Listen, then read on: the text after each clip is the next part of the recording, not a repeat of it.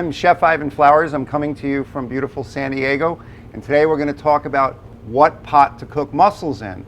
Now, I could very easily say, here's the mussels and here's the pot. That's the pot you cook it in, but we're not going to do that. You can use a lot of pots when you're cooking mussels. I like to use a small saute pan. I'm going to tell you why. You get to see the mussels do their thing. It's kind of like peeking in on your next door neighbor when the curtains are open. They start to talk to you a little bit. They open up, the liquor comes out. You see the translucency. You can control the mussel with a smaller pot. You go with a big pot with a lot of water, you don't see what's going on, and the mussel starts to boil. So the first thing we're going to do, I've got my pot warmed up. I'm going in with wine. I use a nice Chardonnay, and that wine's going to start to cook quickly. And what we want is we want it to come to a boil, so I'm going to raise my flame. As we're working that wine, I'm going to go in with a little butter. Always make sure you use unsalted butter, otherwise your dish will be salty. I'm going to go in with a little bit of garlic puree. It's garlic and olive oil that are just pureed together, and that goes into the wine. Nice shallots. This is pancetta, and I did it with a little 12-year-old cherry vinegar and a touch of lemon zest, so it's nice and gastrique. I'm going to fold it in. What I like to use also for a touch, just a touch of heat, is either sambal ulic or chili sauce. A little chili goes in.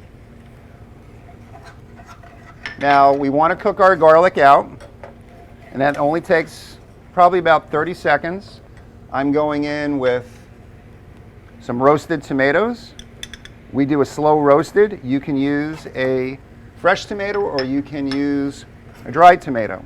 And of course now the magic is the mussels. We go in with the mussels. These are Prince Edward Island, so if they've been probably through aquaculture, they're very, very safe. They cook quickly. As we're working the mussels, you want it to steam gently. You don't want to be moving your pan where you crack your mussels, otherwise all the juice is going to come out a little too soon. And you can see the mussels start to open.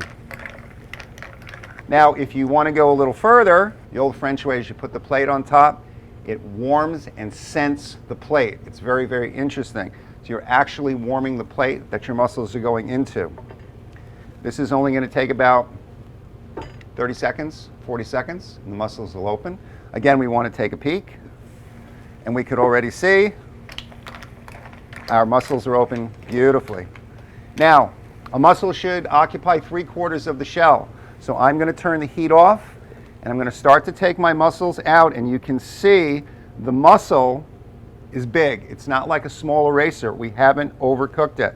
I like to finish, not in the pan, but on top, with just a little bit of fresh lime.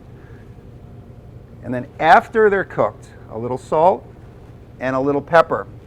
Sometimes if you use it while they're cooking, they make the mussel tough, and it'll shrink a little more. And here are beautiful mussels done with tomatoes, pancetta, a little bit of butter, Chardonnay, and fresh herbs.